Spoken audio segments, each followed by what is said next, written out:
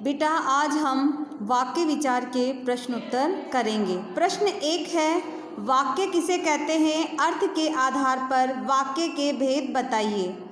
उत्तर है, सार्थक शब्दों का अपेक्षित अर्थ देने वाला व्यवस्थित समूह वाक्य कहलाता है।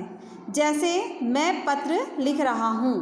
अर्थ के आधार पर वाक्य के निम्नलिखित भेद होते हैं।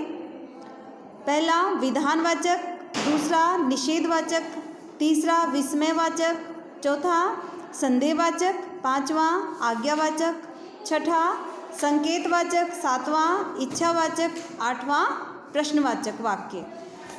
प्रश्न 2 है, उद्देश्य और विधेय को उदाहरण सहित लिखिए। उद्देश्य, वाक्य में जिसके बारे में कहा जाता है उसे उद्देश्य कहते हैं। उद्देश्य की विशेषता बताने वाले शब्दों को उद्देश्य का विस्तार कहते हैं। विधेय, वाक्य में कर्ता या उद्देश्य के बारे में कुछ कहा जाता है उसे विधेय कहते हैं। उदाहरण, भागता हुआ आतंकवादी तुरंत पकड़ा गया। वाक्य में भागता हुआ आतंकवादी उद्देश्य है और तुरंत पकड़ा गया विधेय है। प्रश्न 3 है, संयुक्त और मिश्र वाक्य में क्या अंतर है? उदाहरण सहित बताइए।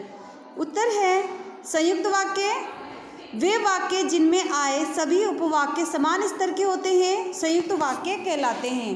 जैसे वह चली गई परंतु रास्ते से लौट आई। मिश्र वाक्य वे वाक्य जिनमें आए उपवाक्य में एक मुख्य उपवाक्य हो और शेष उस पर आश्रित हों मिश्र वाक्य कहलाते हैं।